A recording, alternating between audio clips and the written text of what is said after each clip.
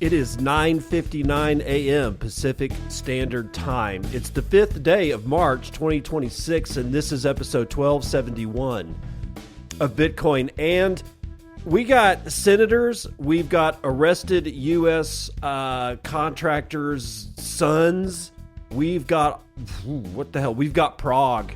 I've got bad news coming out of Prague. Well, I mean, it's not bad news, it's just kind of sad news. Let's just say it that way.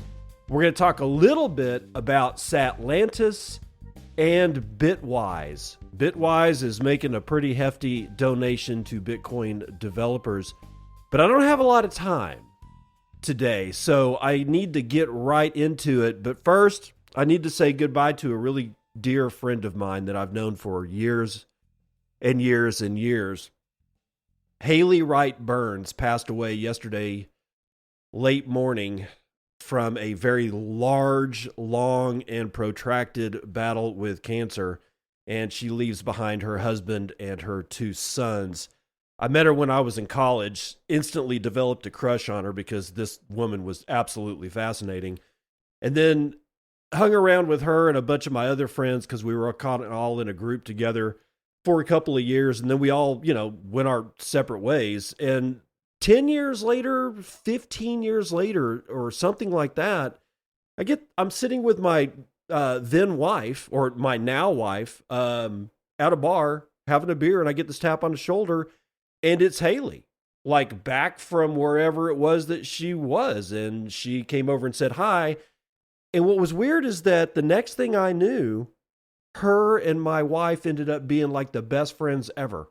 I'm talking, like, they were bringing me stories of like them getting hammered and going, because Haley was a hairstylist, so she definitely did like haircuts and whatnot, but she also was a colorist, right?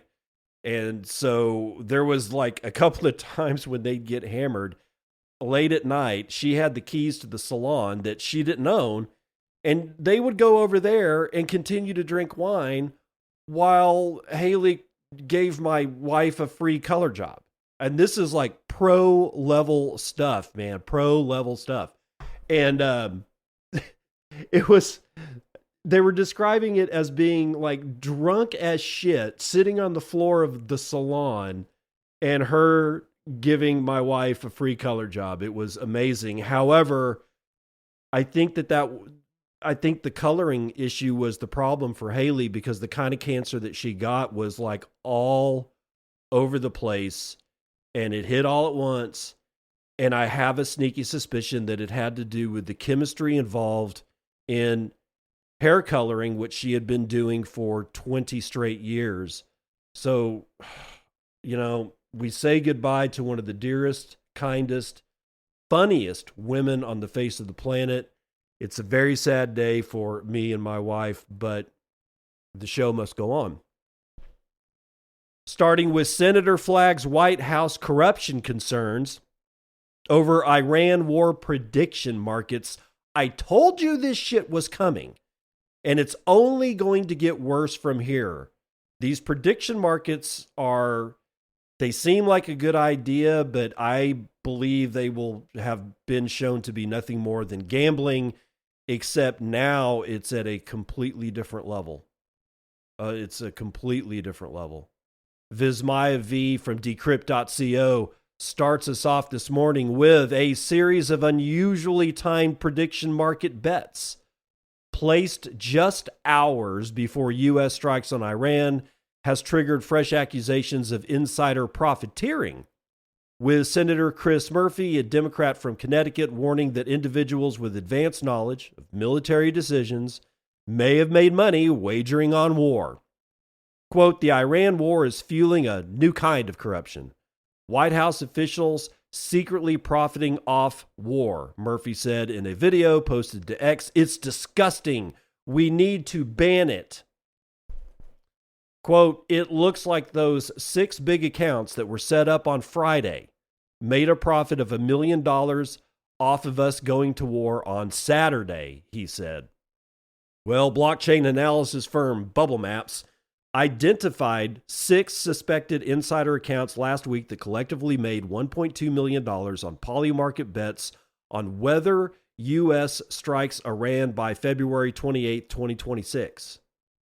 Most of the wallets were funded within 24 hours of the attack and bought Yes shares just hours before explosions in Tehran, with one account purchasing over 560,000 shares at about 10.8 cents apiece, later paying out nearly $560,000 when the market settled at $1. Traders poured $425.4 million into Polymarket's geopolitics markets in the week ending March the 1st, compared with $163.9 million the week before. That is a huge jump, according to user-compiled Dune Analytics. The White House and Polymarket did not immediately respond to Decrypt's request for comment. I can't imagine why. Backlash against prediction markets comes as the U.S. Senate rejected a bipartisan war powers resolution seeking to limit President Donald Trump's authority to continue military action in Iran without congressional approval in a 53-47 vote. Murphy has previously signaled that he plans to introduce legislation banning prediction markets that allow individuals to profit from sensitive government actions. I don't know how you would legislate or regulate or police something like that. I know it sounds like it'd be easy to do, but I don't think it's that easy to do, honestly. But last month, the senator wrote on X that he is working on legislation to ban corrupt and destabilizing prediction markets where insiders aware of a given outcome can rig the game to favor certain bets.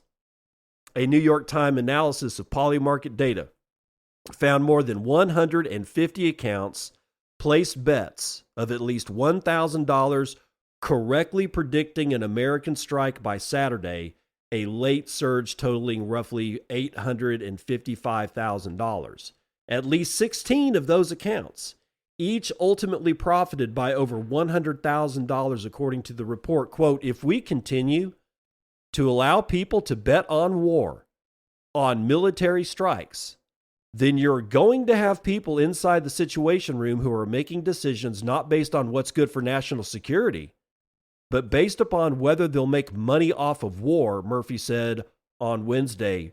Quote, there's going to be somebody in that room who's going to be pushing us into war because they can cash in, end quote.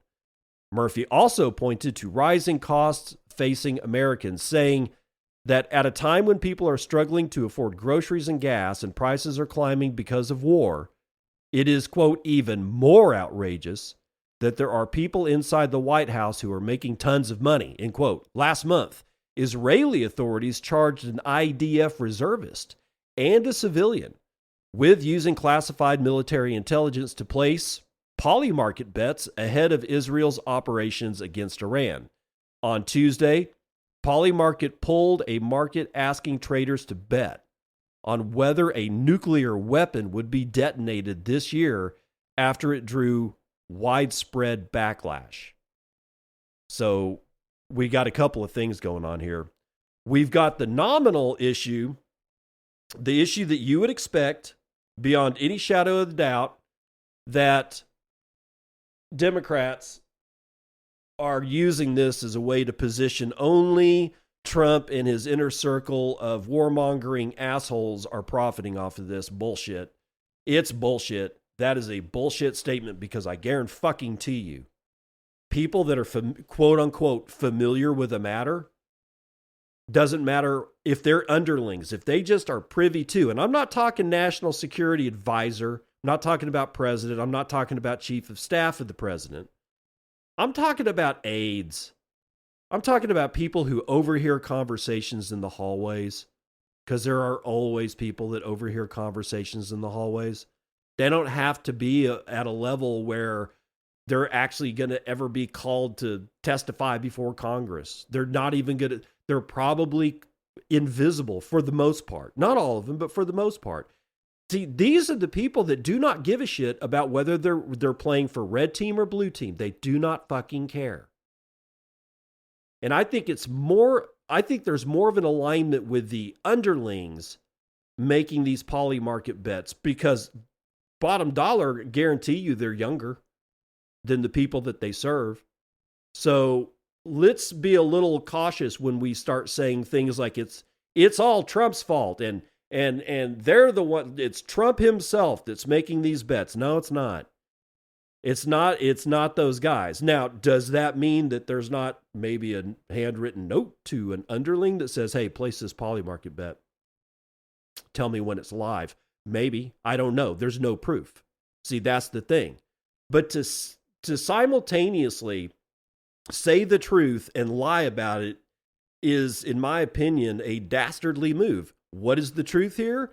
Yeah, it's going to cause these prediction markets are going to cause people to say, hey, if we ratcheted up a war in Uganda, we could probably make some poly market making stuff going on where we could, make a buck. It doesn't even have to be a big incursion. Just like, I don't know. We'll just, let's just send in like a couple of, like accompany them in.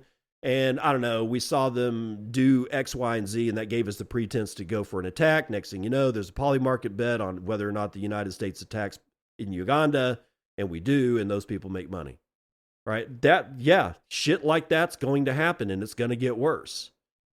But to automatically say, well, nobody on our side is doing this. This is just the White House, which indicates that they are talking about Trump and the Republicans and Red Team and those guys. Not us guys, those guys. And I call bullshit. Because if the tables were turned, the exact same fucking thing would be happening, and Red Team would be saying, hey, look, they're profiting off of war through Kalshi and poly market. This prediction market thing is really bad. It's not going to be able to be banned because you could only ban it in the United States. You can't ban somebody using poly unless you can ban poly market if their headquarters are inside the United States, but they'll move. They'll go somewhere else, or they'll take it completely offshore where nobody knows where the fuck anybody's at, and they'll still be making bets. And people from Uganda will be betting whether or not the United States does X, Y, and Z, or any of the other myriad bullshit that goes on poly market. It is a genie that is out of the bottle and it cannot be put back in. It's toothpaste out of the tube. It cannot be put back in. And it's bad. And this is almost I'm not going to say peak, but we are approaching the pinnacle of just how humans can express pure greed. And it's going to get worse from here. It's not going to get better. But this narrative that it's those guys and not us guys, yeah, be careful with that because that's patently untrue all the time. Now over to Prague, where Paralelni Polis has closed their hub permanently. I did not expect to see this news. Atlas 21. According to cryptomagazine.cz, operations at the crypto hub Paralelni, I can't pronounce it, Paralelni Polis are coming to an irreversible end. The historic building at 43 Declina Street will no longer serve as the reference point it has been for over a decade for the Bitcoin and crypto anarchist community. Founded in October 2014, the project was born with the ambition of operating entirely outside of state structures, without any government support. It was neither a simple cafe nor an ordinary co-working space, but a concrete social experiment, a place where technology was not only theory, but daily practice.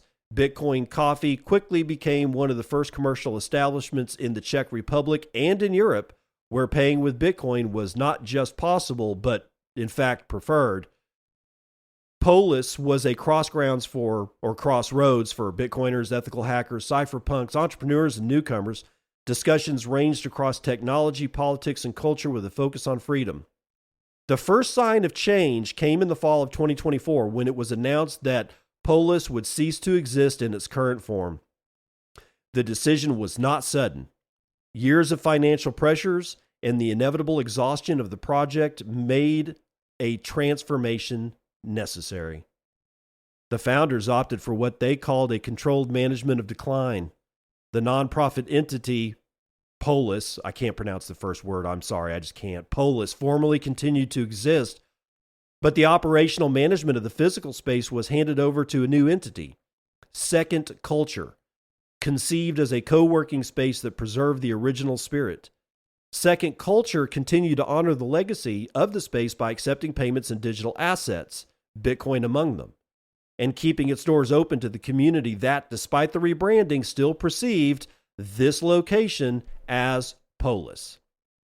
According to sources consulted by that magazine, keeping Second Culture alive has become financially and operationally unsustainable.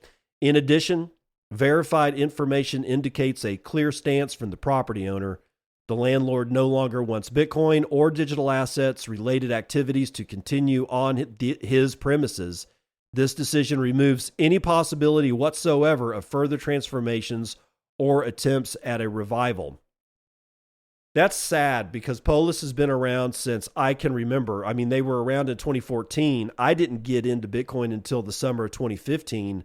Polis has always been part of the story, and now it's going away. And sure, I guess I could be sad about it, but honestly, things are going to change. They always do. I mean, honestly, what's a better situation? Things that always stay exactly the same. They never contract, they never expand, they just remain the same. Or deletions, additions, contractions, expansions, light, dark, all mixed up together, oscillating in a waveform that you just will never be able to predict. I'm going with B. I'm going with B. Even if it does make me feel a little sad and a little grimy, which is why I've got my friend SoapMiner at SoapMiner.com. Thank you, SoapMiner, for your handmade tallow soaps. If you've never tried this soap, you have to try this soap. This soap is amazing. Its base is 3 ingredients: 100% grass-fed beef tallow, lye, and distilled water. I mean, it's the way soap was always meant to be. And that 100% grass-fed beef tallow is so much better for your skin. It acts as a lotion. It will soften your skin at the same time that it's scrubbing it clean because it is a very effective soap. Get your handmade tallow soap at SoapMiner.com. Get it today. In fact, you can get a couple of different flavors. You can get what has become my favorite scent, cedarwood tallow soap. Get a bar for $7.50, $7.50. Does that sound expensive? Not when you realize that I used my cedarwood tallow bar for a family of 4 at the bathroom sink. Lasted a month. $7.50 for the cleanest soap you're ever going to wash your hands with. It's a good price, man. And it lasts a month for a family of 4. I'm not single. I got 2 kids and I got a wife. And then there's me. This stuff is a bargain when you break it down that way, but you don't have to pay for it in fiat. In fact, SoapMiner would rather you pay him in Bitcoin because he is part of the Circle P. The Circle P is open for business. It's where I bring plebs with goods and services that are just like you to plebs just like you that want to buy said goods and services. But you will be buying in a Bitcoin because if you're not selling in a Bitcoin, you're not in the Circle P. He's got other flavors of soap too. He's got pine tar, he's got lemongrass, he's got goat's milk, he's got orange clove, he's got lavender, he's got tea tree, he's got peppermint. I've had many of these and all of them are fine. And one of my other favorites, his Earl Grey soap made with Earl Grey tea, I guess. I mean, maybe he's just using the scent Earl Grey, but it's wonderful, wonderful soap. It's all natural ingredients made by hand by somebody who loves making soap. Make sure you use the code Bitcoin and you will get a 10% off your entire purchase at SoapMiner.com. That's SoapMiner.com. Use Bitcoin and as the coupon code for 10% off.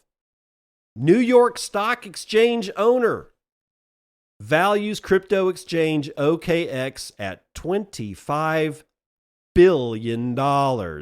in a new partnership. This is out of CoinDesk, written by Ian Allison. Global trading giant Intercontinental Exchange, or ICE, began a strategic partnership with cryptocurrency trading firm OKX to introduce tokenized stocks and crypto futures products. ICE, which is the owner of the New York Stock Exchange, also made a strategic investment valuing the San Jose, California-based company at $25 billion, according to a press release. The deal is not ICE's first foray into crypto trading platforms. It is a longtime backer of digital asset firm Bakkt, and more recently invested $2 billion in crypto-powered prediction market Polymarket, valuing the platform at up to $10 billion. Quote, our strategic relationship with OKX will expand global retail access to ICE's preeminent regulated markets and accelerate our plans to offer on-chain infrastructure and tokenized assets to U.S. investors, said Jeffrey C. Sprecher, ICE chair and CEO. OKX's native token, a shitcoin, OKB, jumped as much as 58% in the hours after the news was released. Bakkt's NYSE traded stock rose 0.74% as of 9:40 a.m. in New York. The deal will see ICE license OKX's spot crypto prices for crypto futures products, and OKX offer ICE futures and tokenized equities, the company said on Thursday. ICE will also secure, a board seat on OKX's board of directors. Oh my, how much we've grown. The venture will aim to advance clearing and risk management products, multi-chain custody and wallet architecture, the company said.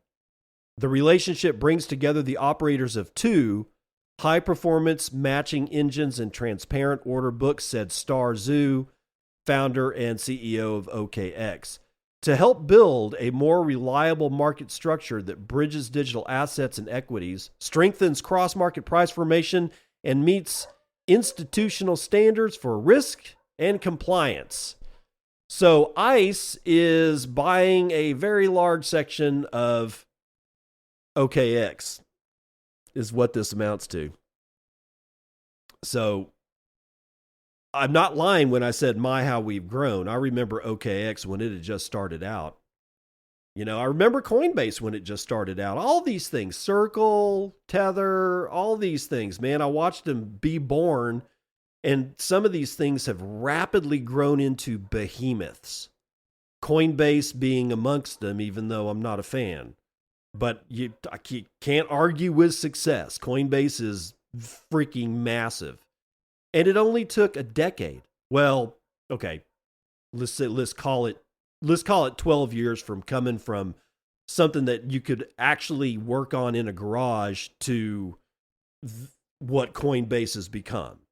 And OKX is doing the same thing, and Circle and Tether and Binance. I mean, do we even need to say the word Binance, even though that they're in a spot of trouble with the United States long arm of the law? But still, these things are massive.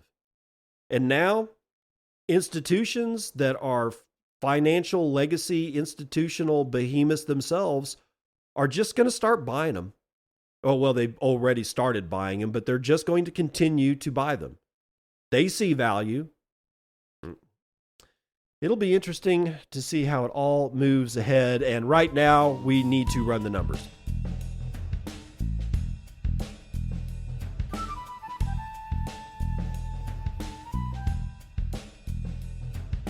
CNBC Futures and Commodities. Anthropic has officially been told by the Department of Defense that it's a supply chain risk, even though they used Claude in the whole Iran thing. You're a supply chain risk. We used your shit, but you know what? You're a supply chain risk. There's something real weird going on with this whole Department of Defense or war or whatever you want to call it and Anthropic. That one is going to be interesting to see what's really going on, what's really simmering in the pot under that lid. Now, on to energy, which is out of control.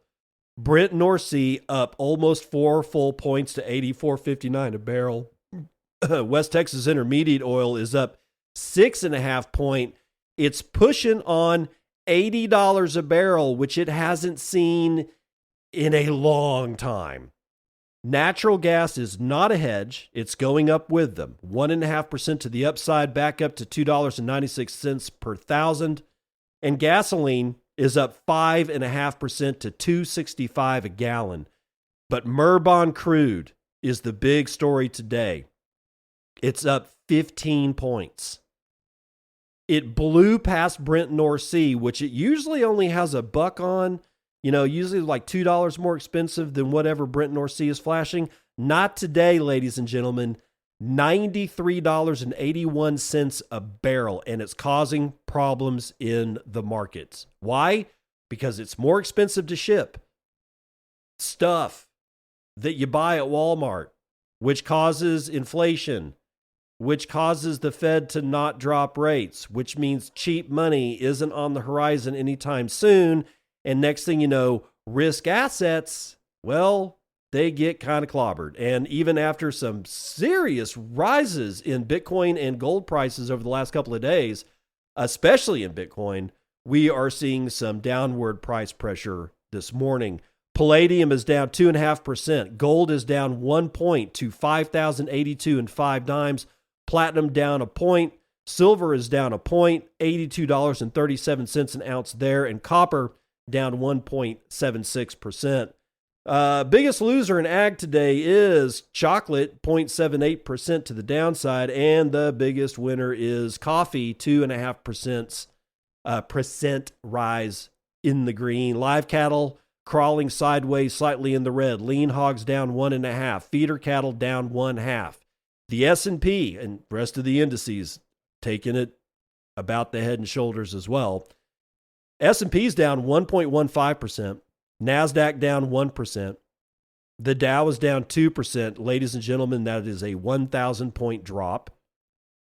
S&P Mini is down almost 2%. Yikolas. We are at $70,810. That is a $1.42 trillion market cap. We can get 13.9 ounces of shiny metal rocks with our one Bitcoin, of which there are 19,998,094.91 of. Average fees per block are average 0.02 BTC taken in fees on a per block basis. 27 blocks carrying 23,000 unconfirmed transactions waiting to clear at high priorities of 1 sat per VByte. Low priorities push you in at 0.1. We're back to 1.03 zettahashes per second on hash rate, so there is a little bit of recovery from yesterday. Wow. If anybody from Fountain is listening to me, could you please put it back the way it was, where I had a right-hand sidebar that showed all my boosts so that I could see all of them and be able to read all of them instead of having to go to the actual shows, which I only get the boost from those shows. It's okay. I mean, I'm not going to bitch about it that much, but still. Let's see. Who do we got here? We got Jason High with 250 says, here's a boost. Thanks for the show. Another one from Jason High 250 says, here's another boost. I may have forgotten to boost the last episode. Permanerd with 210 says, chocolate is not candy. I know, dude. That's what I've been saying. Nick Dose with 163 sats says, cheers, and cheers right back at you. Pies with 121 says, thank you, sir. No, thank you. However, we got to get back up here to Oak Grove, who has a couple of comments here. And one of them, only one of them spills over to where I can't read it. We'll start with his 505 sat boost says, what else is happening when the agent of a corporation calls the police to report the breaking and entering of one of its buildings? The police are there to report and potentially stop a crime. That of the impedance on the property rights of the ... So I can't read the rest of it. Sorry about that, Oak. 504, another one from Oak Grove says, note, municipalities love bringing in more corporations versus more people in dwellings. It is more money in taxes and less police enforcement, and a corporation cannot beat its spouse and children, but it can write a check for property taxes. 503 Sats, Oak Grove again says, speaking of the agent of the corporation, it is useful to consider all the employees and assets of the person as different organs, tissues, and gut biome of a larger superorganism. Yeah, that makes sense. Oak Grove, finally, with 502 Sat, says the board would be different parts of the brain. The chairman, the executive function. CEO would be Broca's area. Oh, for speech. So Broca's area in the brain. Any employee type that has a large number, they are tissues, not individual organs. I think that this is a really good way to look at a corporate entity as it's classified as a legal person, which it is in the United States. And I cannot remember, what was it? It wasn't Patriot Act. It was something pushed through Congress. It's a law. It's like Citizens First. It was either Citizens One or Citizens First or something like that. And what it did was give personhood to corporations so that they would be able to donate like a person does to political campaigns. It's bullshit legislation. It's absolutely, there is no way I can actually look at a corporation as a real person. Oak Grove's argument notwithstanding. I mean, he makes a good argument. However, yeah, it's just causing problems, and I don't like problems. That's the weather report.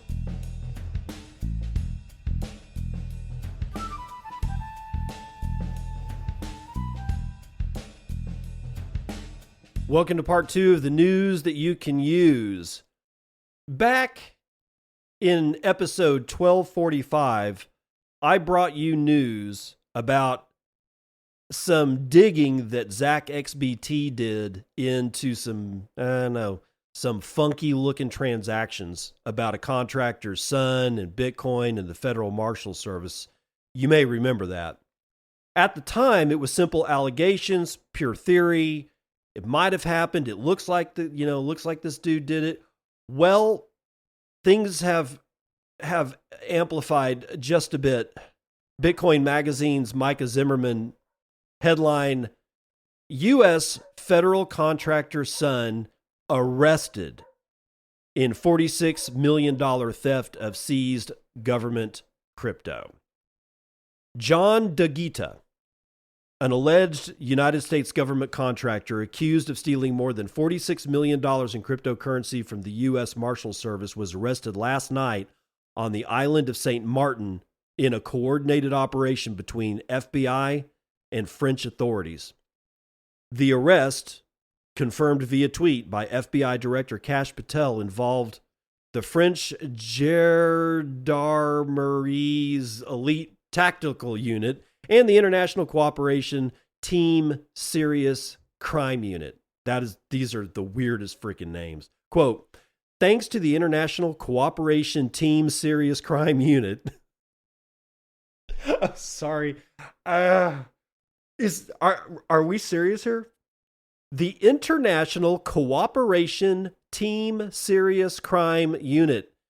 This sounds like a parody on a Marvel's comic group of superheroes. It's just, this is terrible. Anyway, in St. Martin. And the Groupe d'Intervention de la Gendarmerie Nationale of Guadeloupe for the outstanding coordination, Patel wrote. The FBI, let's get to some English. The FBI will continue working 24/7 with our international partners to track down, apprehend, and bring to justice those who attempt to defraud American taxpayers, no matter where they try to hide. Yeah, the long arm of the law is going to reach out and bitch slap you. The case centers on allegations that DeGita, identified online by blockchain investigator Zach XBT as, get this, Lick, exploited insider access to siphon digital assets from government-linked wallets. DeGita is the son of Dean DeGita, president and CEO of Command Services and Support, a Virginia-based technology firm contracted by the United States Marshal Service to manage and dispose of certain categories of seized cryptocurrencies. CMDSS was awarded the contract in October of 2024 to handle digital assets not supported by major exchanges, including funds tied to complex criminal cases and high-profile seizures such as the 2016 Bitfinex hack.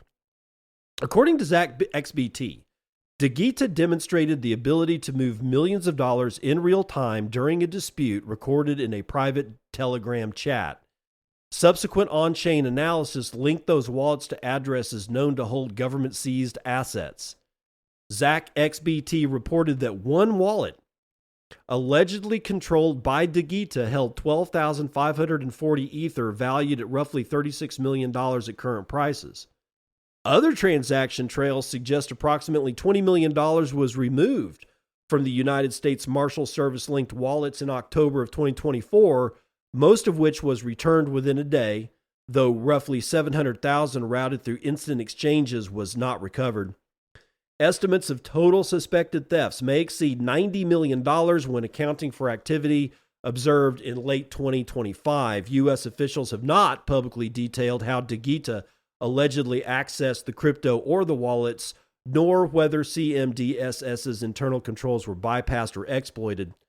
The case follows heightened scrutiny of the United States Marshal Service's cryptocurrency holdings, which some analysts estimated over 198,000 Bitcoin, worth tens of billions of dollars. Allegations of insider theft and improper management have intensified calls for reform in how federal agencies secure and track digital assets, especially those seized from criminal cases. Who would have guessed? So it's moved from theory to a bench warrant being served and an arrest being made on Mr. Lick DeGita. Yo, what's up, Lick? Lick my... Oh, you know what? I'm sorry. I need to move on. Satlantis emerges as a Bitcoin native alternative to Luma for real-world events. This is Juan Galt, Bitcoin Magazine. Built on Bitcoin's ethos and technology, Satlantis is an event organizing platform designed for real-world maxing, a Gen Z term for enjoying the real world with real people, like we all used to do in the 80s. Well, whatever. As AI fills social media, confusing and distorting whatever signal it once had, an exodus to real-world experiences has begun to take place.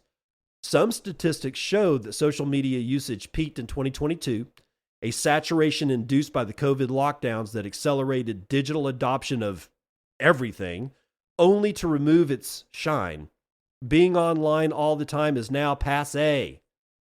Jordi Leonch, head of growth at Satlantis, told Bitcoin Magazine in an exclusive interview that the app is a tool to promote commerce in real life, adding that AI has broken the internet. People are tired of online everything. People want events in real life. This emerging trend, back to analog social dynamics, if you will, won't necessarily be led by Luddites. On the contrary, new social media tools, the irony, and business models are emerging to facilitate quality time offline rather than time online. Satlantis is just that, a tool that lets users discover, follow, and create real-world events of all kinds, bringing all the tools they need to access, market, and host events under one roof. Satlantis serves as a Bitcoin-only alternative to Luma, the popular event page that is rumored to have an exclusive agreement with the Solana blockchain. You will find no meme coins on Satlantis. Its goal is not to keep you online hooked on the roulette wheel of gamification. It's the opposite. To get you out there in the real world, gathering with real people, and seeding the use of sound money while you're at it. Satlantis lets you create and customize events, which you can share with a permanent link. You can include images, identify the venue, sell tickets to attendees, or host them for free. Hosts can create their own organization of personal calendars, which their friends and fans can follow for future events. Satlantis also comes with a sophisticated yet easy-to-use customer relationship management toolkit. Hosts can upload a CSV file with names, emails, and Nostr pubs and mass notify their contacts, friends, and followers about future events. Hosts can also target attendees of previous events or fans who have confirmed attendance or are on the fence. Emails are sent from the Satlantis domain, avoiding spam filters, and Satlantis is deeply integrated with Nostr, thank God, a Bitcoin native social network protocol that lets users own their data, such as followers and posts, and migrate it across sites rather than being locked into a specific social media platform. As such, when hosts create a calendar to list future events, users automatically follow their Nostr accounts, creating online connections that last and can be migrated to other Bitcoin social apps like Primal. Users can log in with their existing Nostr keys or with their Google, Apple, or other email accounts. Users can host events for free or sell tickets for Bitcoin and local fiat currencies. A one-click Stripe integration solves the fiat payments problem, unlocking events like Bitcoin conferences that draw in new users. The Bitcoin integration supports active communities and Bitcoin meetups. As a Bitcoin native app, every user of Satlantis has a Bitcoin wallet already built into their account, unlocking a wide range of possibilities. For example, hosts can enable fiat payments for tickets, but offer 20% of the value back in sats to the attendees. Hosts can manage ticket types to offer VIP experiences and, of course, send targeted messages to specific groups of attendees via the CRM. The Satlantis mobile app has a fully featured Bitcoin wallet as well. It lets users send and receive sats, track ticket purchases to events, and payments earned from hosting them.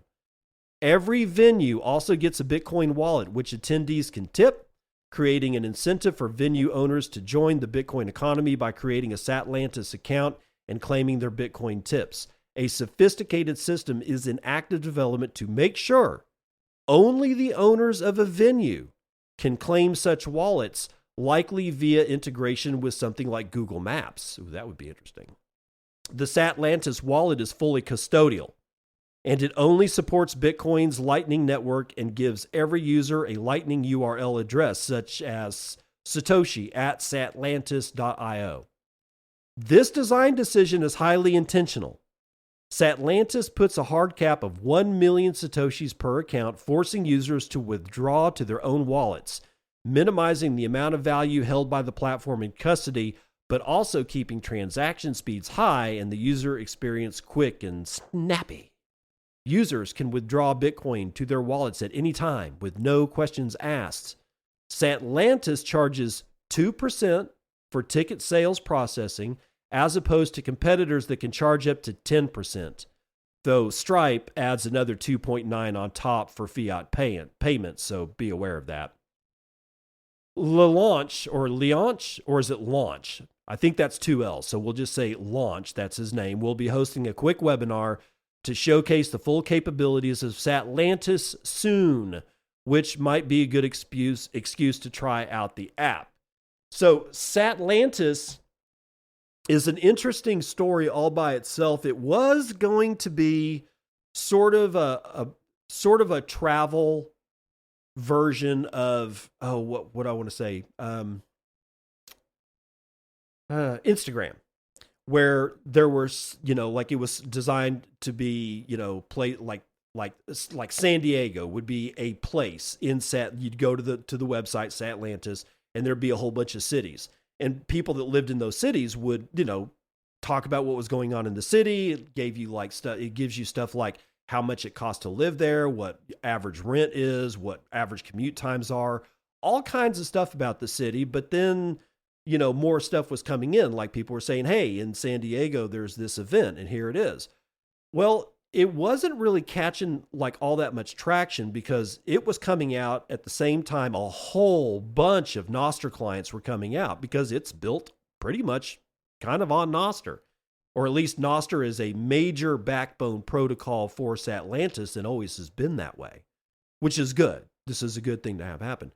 But the owner or the developer of Satlantis decided that they kind of wanted to go in a different direction. They wanted to go into events which honestly perfectly aligns with what they had to begin with. So it's not like it's a completely different deal. When I was using Satlantis before, it was kind of still in beta. It really wasn't all that full functional, but it had serious potential.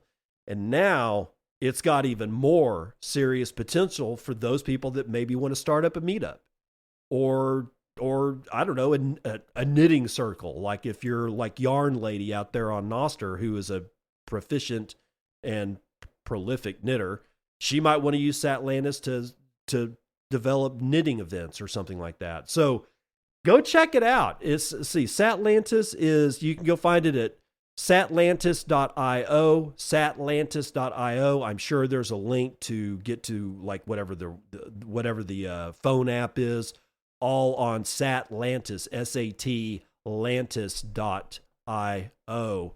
Bringing up the rear for today, it is a shorter show. Bitwise to donate $233,000 to Bitcoin open source developers. Micah Zimmerman, Bitcoin Magazine.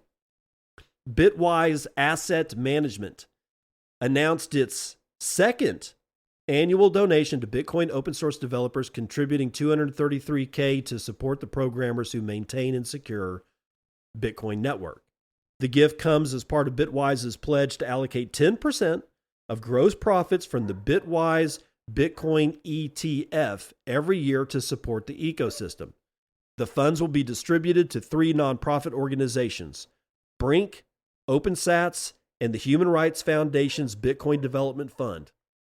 Each organization was selected for its track record in funding critical Bitcoin open source projects and advancing the technology's long-term development. Quote, developers are the unsung heroes of the Bitcoin network, said Hong Kim, Bitwise co-founder and chief technology officer. Quote, when we launched the Bitcoin ETF, we wanted to ensure that as interest in crypto grew, the developers who maintain and secure the network would be supported. No matter where we are in the market cycle, developers continue to build and maintain. We're proud to continue our support for this important work with our second annual donation to these great organizations. The donation is tied to the growth of the Bitwise Bitcoin ETF. Since its inception in January of 2024, BITB has amassed over $2.5 billion in inflows, the company said. Bitwise noted that as the ETF grows, future contributions to the open source community will also increase. Bitwise manages more than $15 billion in client assets through a suite of over 40 crypto investment products. These products include ETFs, private funds, hedge fund strategies, and staking. The firm serves more than 5,000 clients all over the world, ranging from private wealth firms and family offices to banks and broker-dealers, with offices in San Francisco, New York, as well as London. Funding from firms like Bitwise allows developers to continue to focus on protocol upgrades, security improvements, and other projects essential to the network's stability. Investors who chose this journey with us made this possible. We are grateful for their trust and proud to stand alongside them in sustaining the open source heart of Bitcoin. They emphasize that the donation is not a one-time commitment, but part of a continuing effort to support the community that underpins the world's largest cryptocurrency. All right, so that is an important sentence because a lot of people forgot about this pledge that Bitwise had made when right after the ETFs opened. Bitwise was the only one that said they were going to give any amount of money at all to Bitcoin open source development. And on that day, they pledged a continual program, at least for 10 years, of 10% of the profits from their Bitwise Bitcoin ETF to Bitcoin open source development. And they're making good on their promise. They did it last year, and they're doing it again this year. I mean, sure, $233,000 doesn't sound like a lot, but Bitcoin developers hardly get anything. I mean, well, if you were to list all the names of all of the Bitcoin developers, I'm not talking about just core. I'm not talking about just Bitcoin core developers. I'm talking about Anybody who's ever engaged and all the people who are active right now in Bitcoin development, it is a very long list of names. You take that number of names and you divide it into $233,000 and you get what I'm talking about. Are there other funding mechanisms? Sure, there are, but if you add them all together and again, divide that number by the amount of developers, you end up with a much, much smaller number than you might imagine. Whereas fucking people over at Solana and the Ethereum Foundation just have venture capital money pouring over them like a shower, and they still come up with nothing but trash. And here are the Bitcoin developers doing it because they feel like their lives depend on it, because all of our lives depend on it. And they're getting nothing. There's no venture capital. Sure, there was Block, from our Square Block and the Dorsey, whatever that cat's first name is. I can't believe I can't remember his first name. Yeah, there's some of that, but not like it is on shit chains. The shit chains are just getting flooded with money. Bitcoin is not. So credit where credit is due. Hats go off to Bitwise for continuing their support of Bitcoin developers and sticking to their promise of 10% every year for at least 10 years.